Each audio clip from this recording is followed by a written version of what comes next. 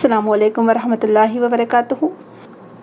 सूरह निसा आयत नंबर 113 113। नहमदुहु व नुसल्ली अला रसूलिहिल करीम अम्मा बाद फ़अऊज़ु बिल्लाहि मिनश शैतानिर रजीम बिस्मिल्लाहिर रहमानिर रहीम रब्बि इश्रह ली सदरी व यस्सिर ली अमरी वहलुल उक़दतम मिन लिसानी यफ़क़हू क़ौली। अल्लाहुम्मा अरिनल हक़्क़ हक़्क़न वरज़ुक़ना इत्तिबाअ व अरिनल बातिला बातिलन वरज़ुक़ना इज्तिनाबा। आमीन या रब्बल आलमीन। जैसे कि हम पीछे पढ़ चुके थे कि यहाँ पर मुनाफिकीन की बात की गई थी पिछली आयतों में, और उसी का कंटिन्यूएशन है थोड़ा सा। और अल्लाह ताला यहाँ ये बताना चाह रहे हैं कि ए मोहम्मद सल्लल्लाहु अलैहि वसल्लम, अगर अल्लाह ताला का आप पर रहम और फजल ना होता तो एक ग्रोह आपसे गलत फ़ैसला करवा चुका होता। यानी कुछ लोग अपनी चर्ब ज़ुबानी की वजह से, अपनी दीदा दिलेरी की वजह से, या फिर गुनाह पर इसरार की वजह से अपने आप को लोगों के सामने सही साबित कर दिखाते हैं और अपने आप को सही बताते हैं और बेगुनाहों पर अपना जुर्म या गुनाह डाल देते हैं। तो हो सकता है वो थोड़ी देर के लिए या कुछ वक्त के लिए तो लोगों की नज़रों में अच्छे बन जाएं, लेकिन एक न एक दिन अल्लाह सुब्हानहू व तआला हकीकत आश्कारा करके रहता है और दूध का दूध और पानी का पानी हो जाता है। जैसे कि मदीना में मुनाफिकीन पहचाने गए कि कौन मुनाफिक थे और कौन सही मोमिन थे। फिर इसी तरह से जिन लोगों के दिल में टेढ़ थी, या जो लोग अपने आप को कबीला परस्ती में या फिर ख़ानदान के नसब हसब में मुब्तला कर लेते हैं और कहते हैं कि हमको अपने ख़ानदान वालों को, चाहे वो गलत ही क्यों ना, हमको उनको बचाना है, तो ये चीज़ इस्लाम में बिल्कुल पसंदीदा नहीं है। रसूल अकरम सल्लल्लाहु अलैहि वसल्लम इसी चीज़ को ख़त्म करने के लिए आए थे। तो बहरहाल उन्हीं आयत का आगे कंटिन्यूएशन देखते हैं। आयत नंबर 113। औज़ु बिल्लाहि मिनश शैतानिर रजीम। वलौला फ़द्लुल्लाहि अलैका व रहमतुहु लहम्मत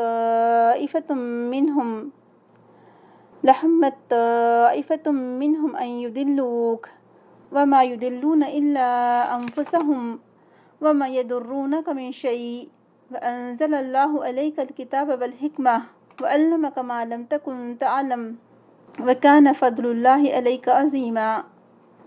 तर्जुमा देख लीजिए। और अगर ना होता फजल अल्लाह का आप पर और उसकी रहमत, तो यकीनन इरादा कर लिया था एक ग्रोह ने उनमें से ये कि बहका दे वो आपको, और नहीं बहकाते वो मगर अपने आप को ही, और नहीं नुकसान पहुंचा सकते वो आपको कुछ भी। और नाजिल की अल्लाह ने आप पर किताब और हिकमत, और सिखाया आपको वो कुछ कि नहीं थे आप जानते, और है फजल अल्लाह का आप पर बहुत बड़ा। एक और तर्जुमा देखिए। और अगर अल्लाह का फजल और उसकी रहमत आप सल्लल्लाहु अलैहि वसल्लम के शामिल हाल ना होती, तो एक गुरोह ने तो इरादा कर ही लिया था कि आपको बहका दें, हालांकि वो अपने आप ही को बहका रहे हैं और वो आपका कुछ बिगाड़ भी नहीं सकते, क्योंकि अल्लाह ताला ने आप पर किताब और हिकमत नाजिल की है और आपको वो कुछ सिखा दिया जो आप नहीं जानते थे। ये आप पर अल्लाह का बहुत ही बड़ा फ़ضल है। सुभान अल्लाह। यानी यहाँ पर अल्लाह ताला अपने उस एहसान की बात कर रहे हैं जो अल्लाह ताला ने अपने रसूल पर किया था, क्योंकि रसूल अकरम सल्लल्लाहु अलैहि वसल्लम दोनों फ़रीक की बात सुनकर, यानी बज़ाहिर जो दोनों फ़रीक ने कहा, हालांकि एक फ़रीक ये कह रहा था कि मैंने चोरी नहीं की है, लेकिन दूसरा ग्रोह जो था वो इस बात पर मुसिर था कि वो आपको इस बात पर राज़ी करे कि हाँ ये फ़लाँ शख्स ने ही चोरी की है। और इस तरह से वो सामने वाले ग्रुप जो कि चर्ब ज़ुबानी में मुब्तला था और जो अपने कबीले के एक शख्स को बचाना चाहते थे, वो लोग आप पर हावी हो गए थे बातों बातों में, और करीब थे कि आप फैसला हो सकता है उन्हीं के हक़ में कर देते। लेकिन अल्लाह ताला ने बर वक्त आप पर वही नाजिल करके आपको सारी हकीकत हाल से आश्कारा कर दिया। तो इसीलिए अल्लाह ताला फरमाता है कि ये अल्लाह ताला का फ़ज़ल है आप पर, वरना आप तो फ़ैसला कर चुके होते। और हालांकि अगर मुनाफिकीन आपको अपनी बातों में उलझा भी लें तो भी वो आपको कुछ नुकसान नहीं कर सकते, क्योंकि अल्लाह ताला ने आप पर तो किताब और हिकमत नाजिल की है। और हिकमत से मुराद यहाँ पर इमाम बुखारी रहमहुल्लाह कहते हैं कि जितनी भी जो आप सल्लल्लाहु अलैहि वसल्लम की सुन्नतें हैं, जितनी अहादीस हैं, दरअसल वो हिकमत है। यानी जो भी वही ख़फ़ी आप पर नाजिल हुई वो वही है, और जो लोग भी जितना ज़्यादा सुन्नत को फॉलो करेंगे वो उतना ज़्यादा उनके अंदर हिकमत आती चली जाएगी, अल्हम्दुलिल्लाह। और वैसे भी हम जानते हैं कि हिकमत का मतलब क्या है। हम उसका नॉर्मल जो तर्जुमा करते हैं हिकमत का, कि सही वक्त पर सही फ़ैसला करने की क़ुव्वत, और ये बहुत कम लोगों को नसीब होती है। अल्लाह ताला फरमाता है कि वमन युतिल हिकमत फ़क़द ऊतिया खैरन कसीरा, कि जिसको हिकमत दी गई उसको खैर कसीर दे दी गई। सुभान अल्लाह। वाकई में ये बहुत बड़ी बात है कि जिसको हिकमत मिल जाए वो अल्लाह ताला की तरफ से بہت خیر اور بھلائی پانے والا ہے، سمجھیں۔ تو یہاں پر کہا جا رہا ہے کہ اے رسول صلی اللہ علیہ وسلم، آپ پر یہ اللہ تعالیٰ کا فضل اور اس کا رحم ہے کہ اللہ تعالیٰ نے آپ کو حکمت سے نوازا، اللہ تعالیٰ نے آپ کو کتاب دی اور آپ کو صحیح وقت پر بات بتا دی۔ ادروائز تو ہو سکتا ہے ایک وہ گروہ جو ہے وہ آپ کو کسی طرف موڑ دیتا۔ تو یہ اللہ تعالیٰ کا فضل اور رحم اگر آپ پر نہ ہوتا تو ان کی ایک جماعت نے آپ کو بہکانے کا ارادہ کر ہی لیا تھا۔ تو ان آیت میں دراصل وہی واقعہ بیان کیا جا رہا ہے، یا ان آیات کا سبب نزول جو تفاسیر میں بتایا جاتا ہے کہ مدینہ میں کسی نے چوری کا ارتکاب کیا، اور جب چوری کی خبر لوگوں کو ہوئی تو انہوں نے رسوائی سے ڈرتے ہوئے چوری کا سامان کسی بے گناہ شخص کے گھر رکھ دیا۔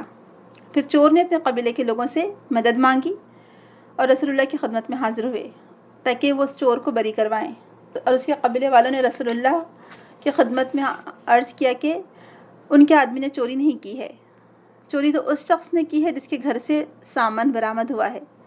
اب ہو سکتا ہے کہ رسول اکرم نے ان کے آدمی کو بری قرار دینے کی ہو سکتا ہے ارادہ آپ نے کر لیا ہو، تو اللہ تعالیٰ نے پھر حقیقت حال رسول اللہ کے سامنے بیان کر دی اور خیانت کاروں کی حمایت کرنے سے بچنے کے لیے آپ کو تاکید کی۔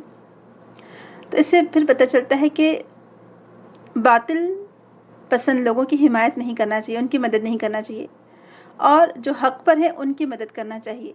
اور اس لیے کہا جاتا ہے کہ گمراہی کی دو قسمیں ہیں، ایک علم کی گمراہی ہوتی ہے، اور یہ دراصل حق سے لا علمی اور جہالت کا نام ہے، یعنی حق انسان جاننا ہی نہیں چاہتا، یہ جانتا بھی ہے تو اس سے اعراض برتتا ہے۔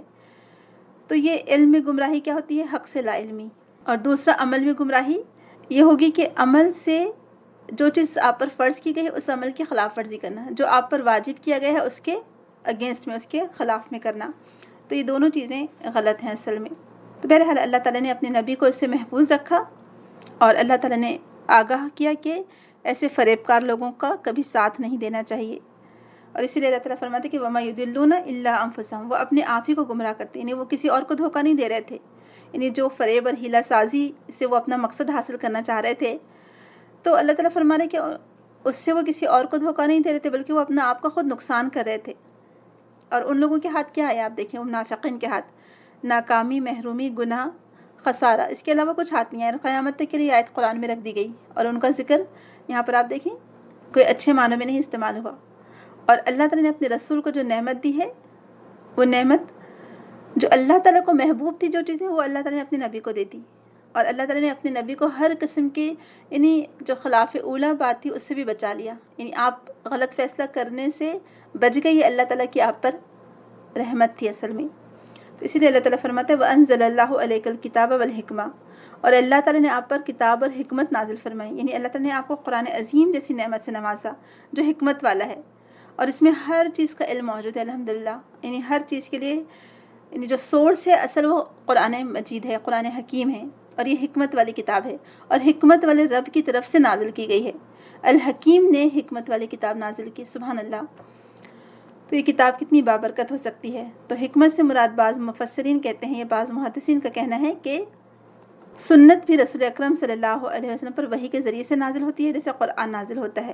اس سے مراد حکمت سے مراد ہو سکتا ہے سنت ہو، یعنی اوتھینٹک سنتیں، حدیثیں، یا پھر اس سے مراد شریعت کی معرفت ہو سکتی ہے، یعنی شریعت اللہ تعالیٰ نے جو بھی احکام، جو قانون نازل فرمائے ہیں اس کی معرفت۔ یعنی ایک تو ہے جیسے مثال کے طور پر ہم سب جانتے ہیں کہ نماز فرض ہے ہم پر، روزے رکھنا رمضان میں فرض ہے، یہ شریعت کے احکام ہوئے، ٹھیک ہے۔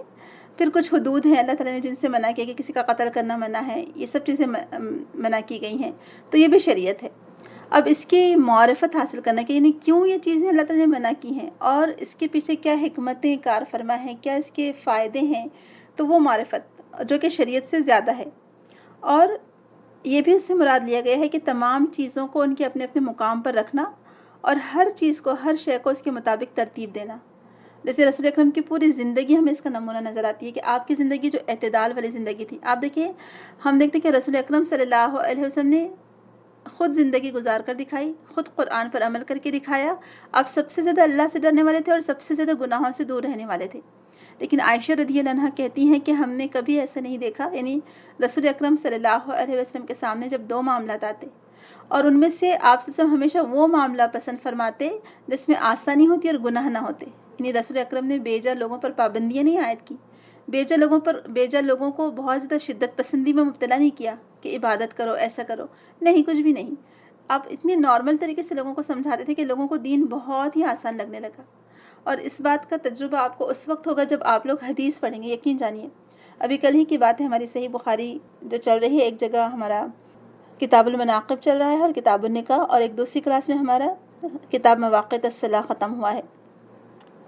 تو تمام جو ہمارے اسٹوڈنٹس ہیں ان کے جو خیالات تھے کہ وہ کہہ رہے ہیں کہ ہم کو اتنی آسان زندگی کبھی بھی نہیں لگی جو حدیث پڑھنے کے بعد لگی ہے. یعنی اتنی زندگی آسان ہو گئی ہے حدیث پڑھنے کی وجہ سے، ایسے لگتا ہے کہ دین تو بہت ہی آسان ہے. تو واقعی میں دین آسان ہے. اور کیوں؟ قرآن اور سنت دونوں ساتھ ساتھ ہیں. آپ قرآن اور حدیث کو ایک دوسرے کی مدد کے بغیر سمجھ ہی نہیں سکتے. قرآن اللہ تعالیٰ نے نازل کیا، لیکن اللہ تعالیٰ نے کیا فرمایا کہ لِتُبَيِّنَ لِلنَّاسِ، تاکہ اے نبی آپ اس کو واضح کر دیں لوگوں کے لیے. تو اس کو واضح کر کے کس نے دکھایا؟ رسول اکرم صلی اللہ علیہ وسلم نے. تو لہٰذا اللہ تعالیٰ نے آپ کے اوپر حکمت نازل کی، آپ کو وہ اسرار و رموز سکھائے، جس کی وجہ سے زندگی گزارنا آسان ہو گیا. اسی لیے رسول اکرم صلی اللہ علیہ وسلم کی ہر بات میں حکمت ہوتی ہے. ہر بات، آپ کا ہر حکم ہمارے لیے قابل عمل ہے. اور آپ کی ہر چیز، آپ کا اٹھنا بیٹھنا، جیسے کہ بعض چیزیں تو آپ نے حکم کے ذریعے دی ہیں ہم کو، ہے نا، حکم ہے آپ کا، وہ ہم کو کرنا لازم ہے، واجب ہے. لیکن کچھ چیزیں ایسی ہیں جو ہم کہتے ہیں کہ سنت ہے یہ.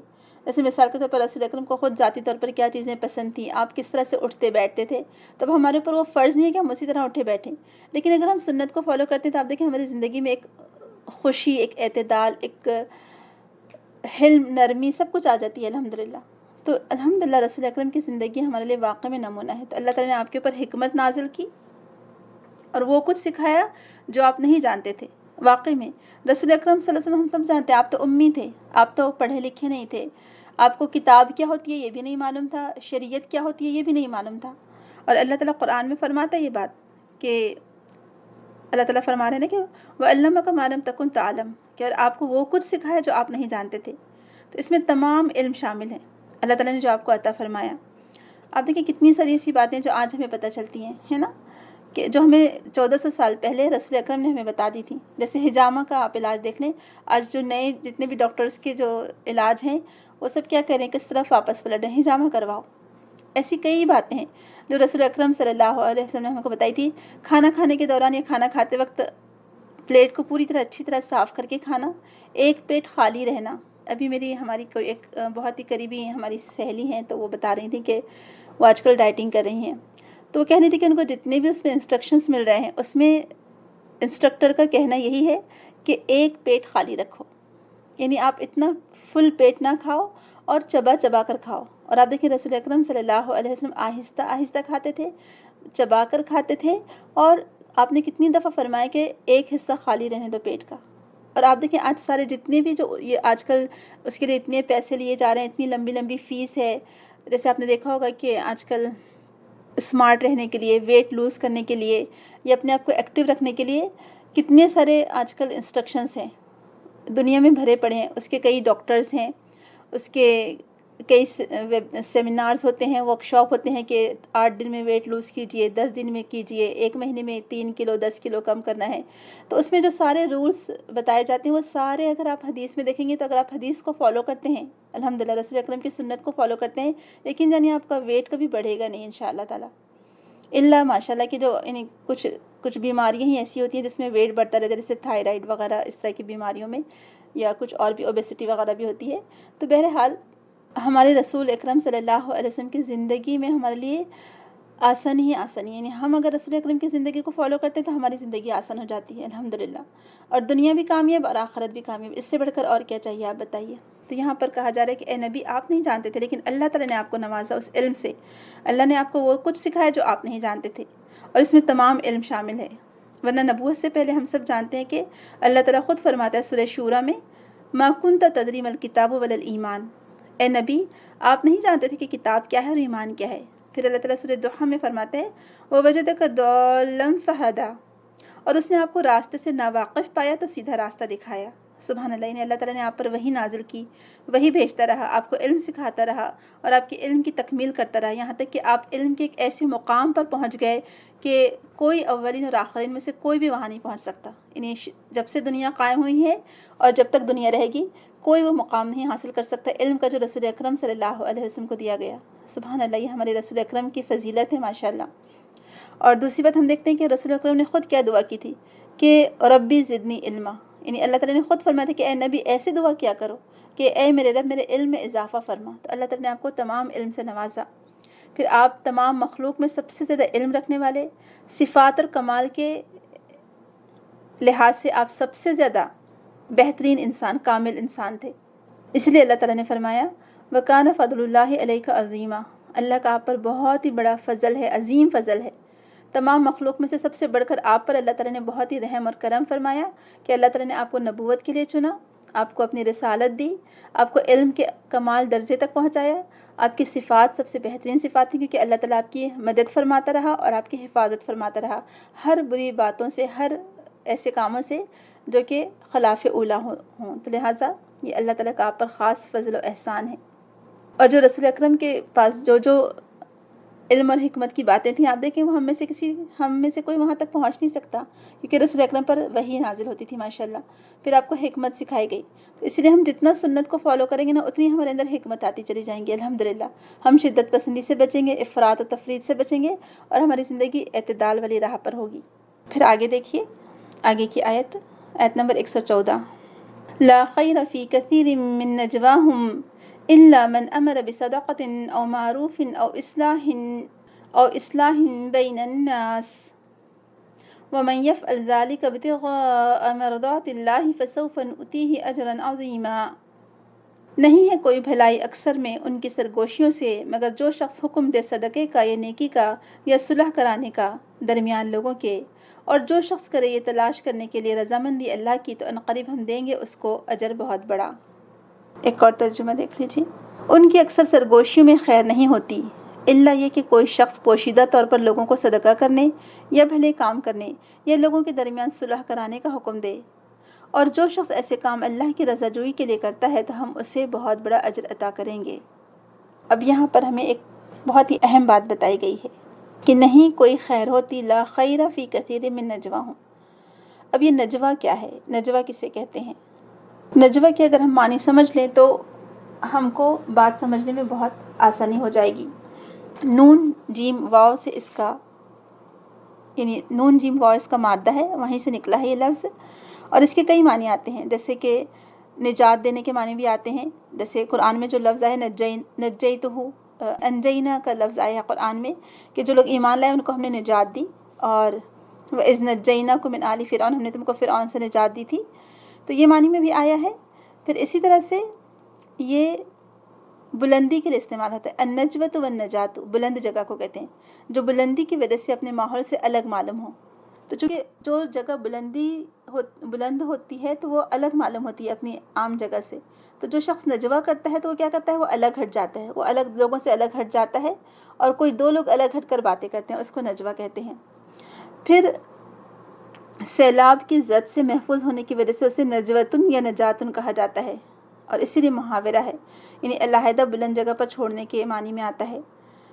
تو بہرحال یعنی الگ ہو جانا یا بلند ہو جانا یا ہٹ جانا، ٹھیک ہے، یا کسی چیز سے بچنے کے لیے اوپر ہو جانا. اور نجوتوں کے معنی ہوتے ہیں درخت یا بکری کا پوست اتارنا، یہ بھی معنوں میں آتا ہے. تو بہرحال اسی لیے پھر یہ معنی سرگوشی میں آتا رہا کہ ناجیتہ کے معنی سرگوشی کرنے کے ہیں، لیکن اصل اس کے معنی بلند زمین پر کسی کے ساتھ تنہا ہونے کے، یعنی بلند زمین پر کسی کے ساتھ تنہا ہونا. کیونکہ سرگوشی کرنے کے لیے انسان کیا کرتا ہے، ایک طرف چلا جاتا ہے اور کسی کے ساتھ تنہا ہو جاتے ہیں، کوئی دو لوگ مل جاتے ہیں. تو یا پھر یہ بھی معنوں میں آتا ہے کہ کسی دوسرے کی رہائی کے لیے، کسی معاملے میں دوسرے کی رہائی کے لیے اس کی مدد کرنے کے ہیں، یا اپنے بھید کو یعنی اپنے راز کو دوسروں پر افشا ہونے سے بچانا ہے. یعنی آپ اپنے راز کو دوسروں پر کھلنے سے بچانے کے لیے الگ ہو جاتے ہیں نا. یعنی آپ جب سرگوشی کرتے ہیں کسی سے کوئی بھی تو کیا کرتے ہیں، عام لوگوں سے ہٹ کر کوئی دو لوگ ایک طرف چلے جاتے ہیں. تو اسی لیے قرآن میں یہ لفظ کئی دفعہ آیا ہے کہ اے لوگو جو ایمان لائے ہو، اذا تناجیتم فلا تتناجوا بالاسم والعدوان، کہ مومنوں جب تم آپس میں سرگوشیاں کرنے لگو تو گناہ اور زیادتی یا پیغمبر کی نافرمانی کی باتیں نہ کرنا، ہاں نیکی اور اچھی بات کر سکتے ہو۔ پھر اسی طرح قرآن میں آتا ہے اذا ناجیتم الرسول فقدموا بین یدی نجواکم صدقہ، جب تم رسول کے کانوں میں کوئی بات کہو، یعنی سرگوشی کرنے کے لیے آؤ الگ سے بات کرنے کے لیے، تو پہلے صدقہ دے دیا کرو۔ تو نجوہ دراصل یہ مصدر ہے۔ اللہ تعالیٰ فرماتا ہے انما النجوى من الشیطان، کافروں کی سرگوشیاں تو شیطان کی حرکات سے ہیں۔ اور نجوہ دراصل زیادہ تر منفی معنوں میں ہی استعمال ہوتا ہے، لیکن مثبت معنوں میں بھی استعمال ہو سکتا ہے کہ آپ سرگوشی کر سکتے ہیں لیکن بھلائی کے کاموں پر کر سکتے ہیں، اور اس کے پھر آداب ہیں۔ تو نجوہ کے ساتھ جب یہ اسرو کا لفظ آتا ہے تو یہاں پر وارن کیا گیا کہ انہوں نے ہر طرح سے اسے خفیہ رکھنے کی کوشش کی تھی، کہ نجوہ اگرچہ خفیہ ہوتا ہے لیکن کبھی پہلے ظاہر بھی ہو جاتا ہے، راز افشا ہو جاتا ہے، اور آپ نے دیکھا ہوگا کہ اکثر راز افشا ہو جاتے ہیں۔ تو اللہ تعالیٰ فرماتے ہیں ما یکون من نجوى ثلاثة الا هو رابعهم، کہ کسی جگہ 3 لوگ جمع ہوں، یعنی کانوں میں مشورہ کر رہے ہوں، صلاح مشورے، لیکن اس میں کا چوتھا اللہ تعالیٰ ہوتا ہے۔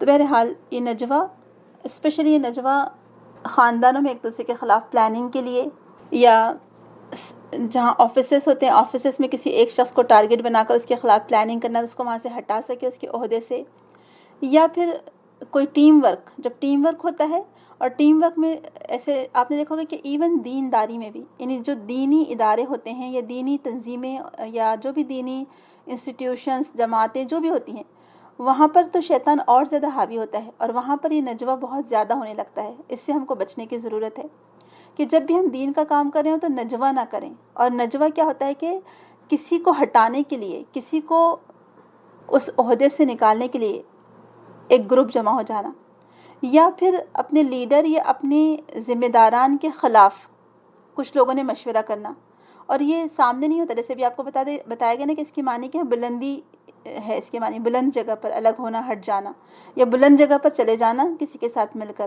یا لوگوں سے یعنی کسی سے ہٹ جانا، عام جگہ سے ہٹ جانا۔ تو نجوہ کا ہمیشہ کہاں ہوتا ہے؟ جب میٹنگیں ختم ہوتی ہیں، اس کے بعد جب ٹیم ورک اگر ہوتا ہے، ٹیم ورک میں کوئی دو گروپ بن گئے، یا ایک گروپ دوسرے گروپ کو پسند نہیں کر رہا، یا لیڈر کے کچھ فیور کے لوگ ہوتے ہیں، یا لیڈر کے کچھ اگینسٹ ہوتے ہیں، کچھ تھوڑے بہت لوگ، تو ایسے 2 گروپ بن جاتے ہیں، تو وہاں نجوہ ہوتا ہے۔ تو رسول اکرم صلی اللہ علیہ وسلم تو چونکہ رسول تھے، اور آپ کے خلاف تو مشرکین نے بھی نجوہ کیا، منافقین نے، یہود و نصارہ نے، تو اللہ تعالیٰ نے اس کو قرآن میں کھول کر بیان فرما دیا۔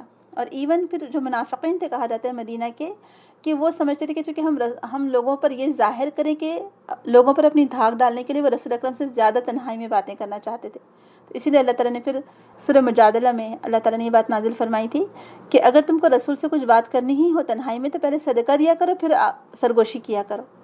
تو پھر سب ڈر گئے اس سے، کیونکہ منافق تو کبھی بھی اللہ کی راہ میں کوئی چیز قربان کرنا نہیں چاہتے۔ تو بہرحال سرگوشی کرنے کے اس کے معنی آتے ہیں، اور واحد جمع دونوں کے لیے استعمال ہوتا ہے یہ لفظ۔ تو اور یہ قرآن میں لفظ آیا ہے فَلَمَّا اسْتَيْأَسُوا مِنْهُ خَلَصُوا نَجِيًّا، جب وہ اس سے نا امید ہو گئے تو الگ ہو کر صلاح کرنے لگے۔ تو کسی کو رازدار بنانا، بلند زمین پر جانا، یا ایسی سرزمین جس کی درختوں سے لاٹھیاں اور کمانیں بنائی جاتی ہیں اور اس کی کھال اتاری جاتی ہے لکڑی کی، تو بہرحال یہ تمام معنوں میں آتا ہے یہ۔ اور پھر اسی وجہ سے سرگوشی بنا ہے کہ سرگوشی مطلب کسی سے کوئی بات چھپ کر کرنا، کسی کے سامنے نہ کرنا۔ تو نجوہ، اگر آپ سے کوئی پوچھتا ہے کہ نجوہ کیا ہے، تو نجوہ کیا ہے کہ کسی کے خلاف پلاننگ کرنے کے لیے الگ ہٹ جانا، بات کرنے کے لیے، تاکہ عام لوگوں کو سنے نہ ہے، سرگوشی کرنا۔ اور اس کے نقصانات بہت زیادہ ہیں۔ اگر آپ ایک مجلس میں بیٹھے ہوں، ایک محفل میں بیٹھے ہوں، اور آپ دیکھیں وہاں سارے لوگ ہوں، لیکن آپ 2 لوگ آپس میں بیٹھ کر خسر پسر کر رہے ہوں، اللہ نہ کرے ہمارے اندر یا آپ کے اندر کسی میں بھی یہ بات آئے، لیکن میں ایک مثال کے طور پر بات آپ کے سامنے رکھ رہی ہوں کہ 2 لوگ بیٹھے ہوں آس پاس، اور بس کانوں میں خسر پسر بہت دیر سے جاری ہے، اور پھر کبھی کبھی مسکرا بھی رہے ہیں، کبھی ہنس بھی رہے ہیں، اور آہستہ آہستہ بات کریں۔ اب بتائیے کتنا بھی کوئی اچھا شخص ہو، کتنا بھی کوئی نیک گمان رکھنے والا ہو، وہ کیا سوچے گا؟ کیونکہ آپ ایک مجلس میں 10 لوگ بیٹھے ہیں، اور 2 لوگ کانوں میں دو لوگ آپس میں کانا پھوسی کر رہے ہیں۔ آپ بتائیے 3rd پرسن کو کیا لگیں گے کہ آپ کس کے بارے میں بات کریں؟ یہی لگے گا نا کہ ہمارے بارے میں بات کریں۔ تو اس کا سب سے بڑا نقصان کیا ہے کہ یہ نجوہ بدگمانی پیدا کرتا ہے، نجوہ گروہ بندی پیدا کرتا ہے، نجوہ انسان کو ایکچولی یہ شیطان کی چالوں میں سے ایک بہت بڑی بات ہے، کیونکہ شیطان، اللہ تعالیٰ نے فرمایا کہ شیطان ہی ہوتا ہے ان سرگوشیاں کرنے کے لیے، ان کو اکساتا ہے۔ تو یہ نجوہ دراصل انسان کو ایک طرح سے وہ کہیں گے نا کہ ہمیشہ سازشیں کرنے والا بنا دیتا ہے، یعنی نجوہ کی وجہ سے انسان کا ذہن پھر سازشی ذہن بن جاتا ہے۔ جب وہ نجوہ کرتا ہے پھر بعد میں اگر کوئی اس سے پوچھے تو اس کو چھپانے کے لیے وہ جھوٹ سچ کے کلابے میں لاتا ہے، اور پھر ایک گناہ کے بعد دوسرا گناہ کرتا چلا جاتا ہے، اور اس کے لیے گناہ کرنا آسان ہو جاتا ہے۔ تو کوئی ایک نقصان نہیں ہے نجوہ کا، یہ گناہ کا کام ہے نجوہ دراصل، اور یہ نجوہ زیادہ تر منفی معنوں میں استعمال ہوتا ہے۔ اگر آپ کو نجوہ کرنا ہی ہے تو آپ اچھے باتوں پر کریں، یہ بھی آپ کر سکتے ہیں کہ پھر فلاں میں آپس میں کچھ پرابلم ہو گئی ہے، کیوں نہ ہم اصلاح کرا دیں، کیونکہ یہاں اللہ تعالیٰ نے کیا فرمایا کہ نجوہ اگر کرو تو کیوں، کس پر کرو، الا من امر بصدقۃ، کہ تم تم جو ہے کسی کو صدقے کا حکم دے رہے ہو، او معروفین، یا کوئی بھلی بات کر رہے ہو، او اصلاح بین الناس، یا پھر لوگوں کے درمیان تم صلح کرانے کے لیے، اس پر تم نجوہ کر سکتے ہو، نو پرابلم، کوئی مسئلہ نہیں ہے، لیکن برائی کے لیے نجوہ نہ کرو۔ تو اس سے پھر نجوہ سے کیا پتہ چلتا ہے کہ اس سے انسان گناہوں میں ملوث ہوتا چلا جاتا ہے، اور ایک گناہ کے بعد دوسرے گناہ کا ارتکاب کرتا چلا جاتا ہے، اس کا ذہن پھر سازشی ذہن بن جاتا ہے۔ آپ نے جب دیکھا ہوگا نا، کچھ لوگ معاشرے میں ہوتے ہیں جن کو بی جمالوں کے نام سے یاد کیا جاتا ہے، ہسبینڈ وائف میں پرابلم پیدا کرتے ہیں، نجوہ کر کر کے دوسروں کا ذہن بھی خراب کرتے ہیں۔ کوئی دو لوگوں کے آپس میں دوستی ہے، ان سے وہ دوستی نہیں دیکھی جاتی، کوئی اچھے عہدے پر پہنچ گیا، ان سے وہ عہدہ ان کا قبول نہیں ہوتا ہے، اور پھر اس طرح سے وہ پلاننگ کر کر کے سامنے والے کو وہاں سے ہٹا دینا چاہتے ہیں۔ تو یہ ہوتا ہے نجوہ۔ ہاں، آپ اچھے کاموں کے لیے کریے، یہ اگر آپ کو کوئی ضروری، جیسے مثال کے طور پر آپ کسی ٹیم ورک سے جڑے ہوئے ہیں، کچھ باتیں آپ کو اپنی کرنی ہوتی ہیں پرسنل، اپنے کام سے ریلیٹڈ، تو آپ کیا کریں، آپ چوتھے پرسن سے جو وہاں بیٹھا ہوا ہے، کوئی 4-5 لوگ وہاں بیٹھے ہیں، تو آپ ان سے کہیں کہ بھئی کیا آپ ہمیں اجازت دیں گے، یا ہمیں اجازت ہے کہ ہم اپنی کوئی کام کی بات ہم کام کی بات آپس میں کرنا چاہ رہے ہیں، تو کیا ہمیں اجازت ہے، یا ہم کر سکتے ہیں؟ آپ دیکھیں سامنے والا دل کھول کر آپ کو اجازت دے دے گا، اور اس کے دل میں کوئی بدگمانی بھی نہیں آئے گی پھر کہ یہ میرے بارے میں بات نہیں کریں، بلکہ یہ تو اپنے کام کی بات کر رہے ہیں۔ تو اس سے پھر کیا ہوگا کہ اس سے الحمدللہ ایک طرح سے جب آپ اجازت لے کر بات کرتے ہیں تو اس سے بدگمانی اور حسد اور شک و شبہ پیدا ہونے سے بچ جاتا ہے۔ اور ہم کو برائی پر زبان کھولنی بھی نہیں چاہیے، ویسے بھی سرگوشیاں کرنی بھی نہیں چاہیے، یہ کوئی اچھے لوگوں کا کام نہیں ہے، یہ مومن کا کام نہیں ہو سکتا۔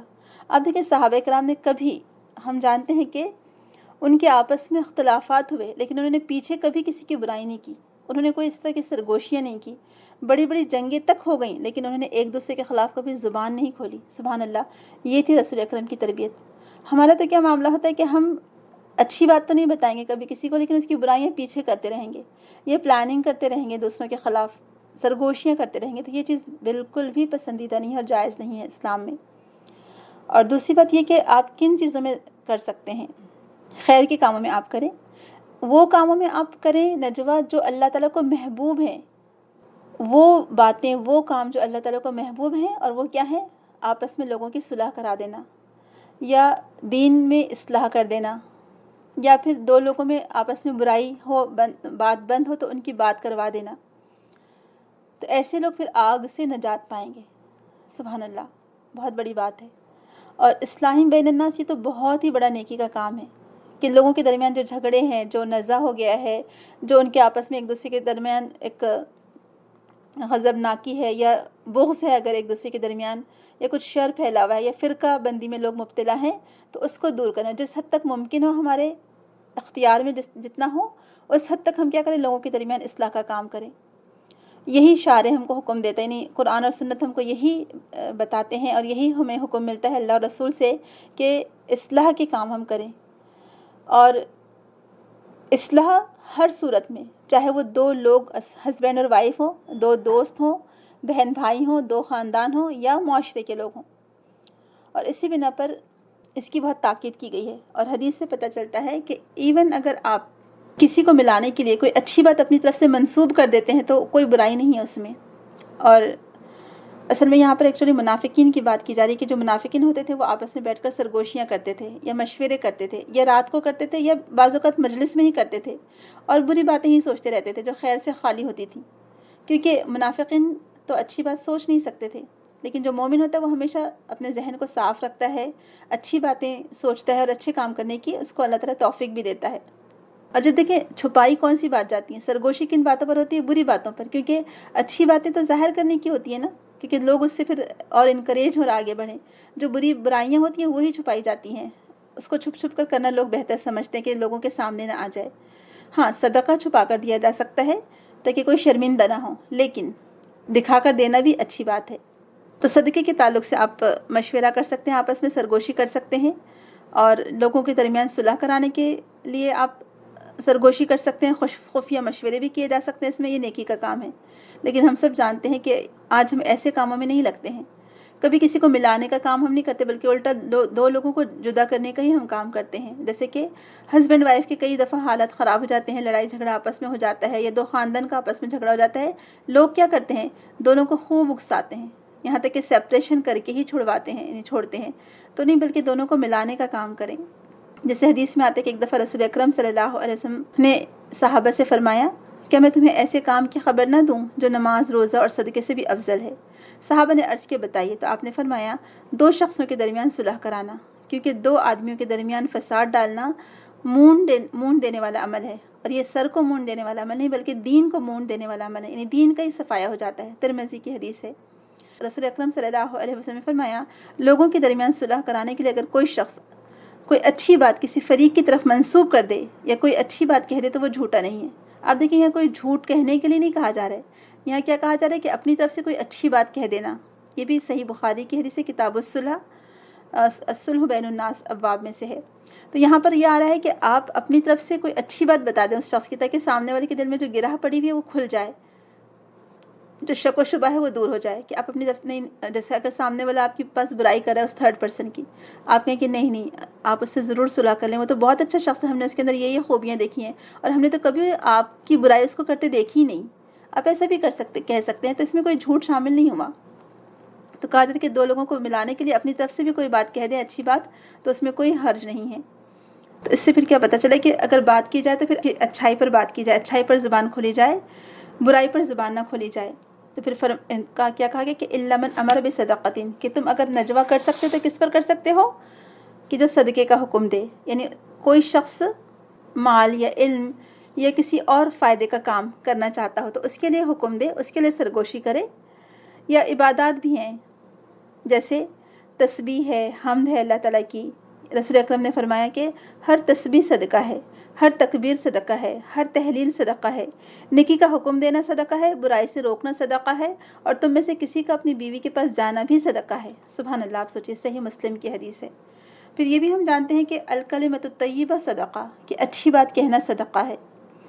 اور یہ بھی ہم دیکھتے ہیں کہ پاکیزہ کلمات جو اللہ تعالیٰ کے پاس اوپر چڑھتے ہیں، جس کو اللہ تعالیٰ قبول فرماتا ہے، جس میں ذکر و اذکار ہے، اللہ تعالیٰ کی کبریائی، اس کی حمد و ثنا بیان کرنا ہے، تو یہ سارے کلمات اوپر چڑھتے ہیں. اور پاکیزہ کلمہ، یہ پاکیزہ درخت کی جو مثال دی گئی ہے وہ کلمہ لا الہ الا اللہ سے دی گئی ہے.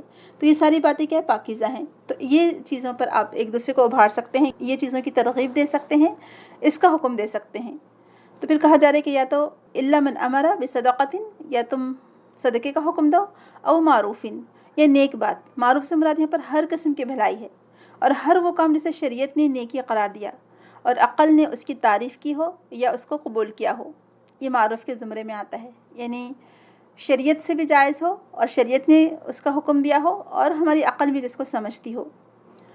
تو اور جب امر بالمعروف کا لفظ آئے گا تو اس کا مطلب ہوگا کہ اس میں یہ بات بھی خود بخود شامل ہو جائے گی کہ برائی سے روکنا. یعنی کیونکہ معروف بات وہی ہوگی جو برائی نہیں ہوگی، تو لہٰذا برائی سے روکنا بھی خود بخود اس میں شامل ہو جائے گا. کیونکہ جب تک آپ برائیوں کو ترک نہیں کریں گے، برائی کو نہیں روکیں گے، اچھائیاں کیسے بھلا فائدہ دیں گی؟ تو لہٰذا برائیوں کو ترک کرنا اس میں خود بخود شامل ہے. تو لہٰذا ایسے کاموں سے اجتناب کیا جائے جس کو منکر کہا گیا، یا وہ ہر کام جسے شریعت نے روکا ہو. پھر تیسری بات بتائی گئی، اور اصلاح بین الناس، یہ لوگوں کے مابین صلح کرانے کا حکم کرے. تو اصلاح صرف 2 جھگڑنے والوں کے درمیان ہی ہوتی ہے. یعنی 2 گروپ ہوں، چاہے 2 لوگ ہوں، 2 گروپ ہوں، 2 خاندان ہوں، تو نزاع، جھگڑا، مخاصمت یا آپس میں ناراضگی یا آپس میں شر اور پھیلانا، یہ سب کیا ہے، دراصل تفرقہ ذریعہ بنتے ہیں، جس سے اور جدائیاں ہوتی ہیں، اور زیادہ دل خراب ہوتے ہیں. تو اسلام میں اس کا تصور بھی نہیں کیا جا سکتا. اسی لیے قرآن اور سنت سے جو ہم کو حکم ملتا ہے کہ لوگوں کے درمیان اصلاح کی جائے، صحیح فیصلہ کیا جائے. اگر آپ کے سامنے جو بھی مقدمے آئیں اس میں اصلاح کرنے کی کوشش کی جائے، جس طرح بھی ممکن ہو سکے ان جھگڑوں کو ختم کرنے کی کوشش کی جائے. لوگوں کی عزت ناموس کے تعلق سے، قتل مال وغیرہ کے تعلق سے اس میں اصلاح کی ترغیب دی گئی ہے. بلکہ ہم دیکھتے ہیں کہ ہر دین میں ہی یہ بات پائی جاتی ہے کہ کہیں پر بھی چوری کو اچھا نہیں سمجھا گیا، کہیں پر بھی جھگڑے کو اچھا نہیں سمجھا گیا. تو بہرحال اللہ تعالیٰ سورہ حجرات میں فرماتے ہیں اگر مومنوں میں دو گروہ آپس میں لڑ پڑے تو ان کے درمیان صلح کرا دو. اگر ایک گروہ دوسرے گروہ پر زیادتی کرے تو زیادتی کرنے والے سے لڑو یہاں تک کہ وہ اللہ کے حکم کی طرف لوٹ آئے. اور اللہ تعالیٰ سورہ نساء میں ہی فرماتا ہے وَالصُّلْحُ خیر، اور صلح اچھی چیز ہے. تو بہرحال اس سے کیا پتہ چلتا ہے کہ لوگوں کے درمیان صلح کروانے والا شخص اس شخص سے بہتر ہے جو کثرت سے نفل نماز روزے اور صدقے کا اہتمام کرتا ہے. اللہ تعالیٰ اصلاح کرنے والے کے عمل اور کوشش کی اصلاح کرتا ہے. یعنی جو لوگوں کی اصلاح کرے اللہ تعالیٰ خود اس کی اصلاح فرماتا ہے. اللہ تعالیٰ لوگوں کے درمیان فساد ڈالنے والے کو کبھی بھی پسند نہیں کرتا. جیسے اللہ تعالیٰ فرماتا ہے ان اللہ لا یصلح عمل المفسدین، اللہ فساد کرنے والوں کے کام کی اصلاح نہیں کرتا. تو جو لوگ فساد کرتے ہیں ان کی اصلاح کبھی نہیں ہو سکتی، یعنی ان کے کاموں کی کبھی ان کے کاموں میں سدھار نہیں آ سکتا. لیکن جو لوگ لوگوں کے درمیان اصلاح کرتے ہیں اللہ تعالیٰ خود ان کے زندگی کو سنوار دیتا ہے، ان کی زندگی بہتر سے بہتر ہوتی چلی جاتی ہے اور ان کو اللہ تعالیٰ نیکی کی توفیق بھی دیتا چلا جاتا ہے الحمدللہ. تو پھر کیا کرنا چاہیے ہمیں؟ لوگوں کے درمیان ہم اصلاح کریں اور سرگوشیوں سے نجوہ سے ہم بچیں. تو یہ تمام جو بھی اعمال ہیں یہ سب بھلائی کے کاموں میں آئیں گے کہ یہ سب بھلائی کے کام جو بھی بندہ کرے گا اس کے لیے وہ سرگوشی کر سکتا ہے. اور پھر آخر میں اللہ تعالیٰ فرما رہا ہے وَمَن يَفْعَلْ ذَلِكَ ابْتِغَاءَ مَرْضَاتِ اللَّهِ فَسَوْفَ نُؤْتِيهِ أَجْرًا عَظِيمًا. تو جو شخص اللہ کی رضامندی حاصل کرنے کے ارادے سے کام کرے اسے ہم یقیناً بہت بڑا ثواب دیں گے. تو لہٰذا جو لوگ اللہ کی رضا کو، اللہ کی مرضی کو مد نظر رکھتے ہیں تو ان کا چھوٹے سے چھوٹا عمل بھی اللہ تعالیٰ کے پاس قابل قبول ہوگا اور اللہ تعالیٰ اس کو بہت بڑا اجر اس کو بڑھا چڑھا کر عطا کریں گے. تو جو عمل خالص اللہ کے لیے کیا جائے ابتغاء مرضات اللہ، یعنی صرف اللہ کی مرضی حاصل کرنے کے لیے، تو اللہ تعالیٰ ایسے عمل کو اپنے پاس خوب بڑھاتا چڑھاتا ہے. جیسے حدیث میں آتا ہے کہ اگر کوئی ایک بکری کا بچہ اللہ کی راہ میں صدقہ کرتا ہے تو اللہ تعالیٰ اس کو اپنے داہنے ہاتھ میں لے لیتا ہے، پھر اس کو اس طرح سے پروان چڑھاتا ہے کہ وہ احد پہاڑ کے برابر بن جاتا ہے، یعنی اس کا اجر اتنا زیادہ ملے گا. سبحان اللہ. تو اصل چیز کیا ہے؟ اللہ کی رضامندی، اللہ تعالیٰ کی مرضی چاہنا. اور آپ دیکھیں کہ صحابہ کرام کو یہ لقب کیوں ملا؟ اور رضی اللہ عنہم ورضوا عنہ، اللہ ان سے راضی ہوا اور وہ اللہ سے راضی ہوئے. تو وہ کیا چاہتے تھے؟ دراصل وہ اللہ تعالیٰ کی مرضی ہی چاہتے تھے، وہ اللہ تعالیٰ کی رضامندی کے لیے سارے کام کرتے تھے کہ اللہ تعالیٰ ان سے راضی ہو جائے.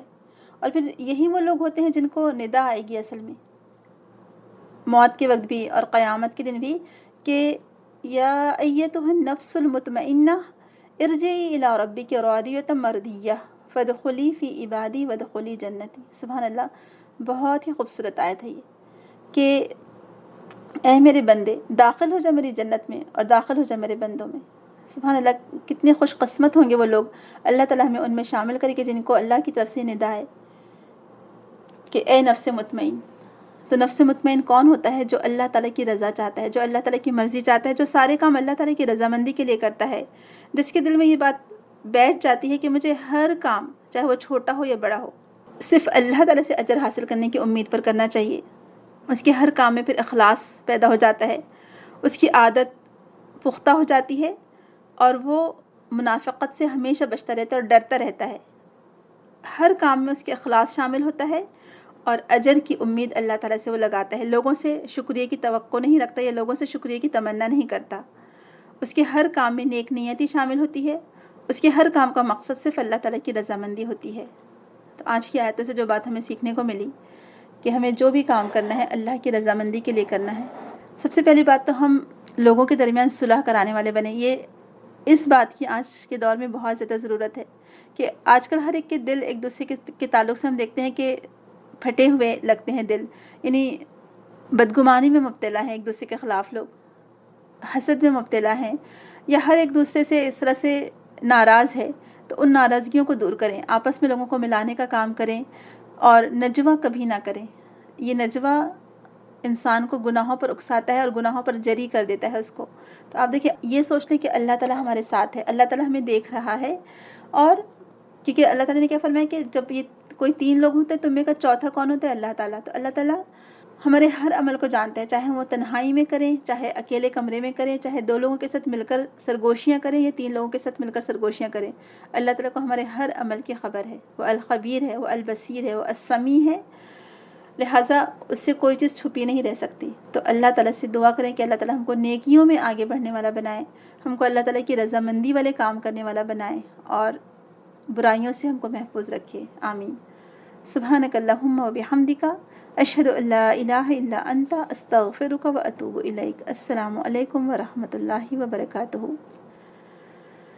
ولولا فضل الله عليك ورحمته لهم طائفة منهم أن يضلوك وما يضلون إلا أنفسهم وما يضرونك من شيء وأنزل الله عليك الكتاب والحكمة وعلمك ما لم تكن تعلم وكان فضل الله عليك عظيما.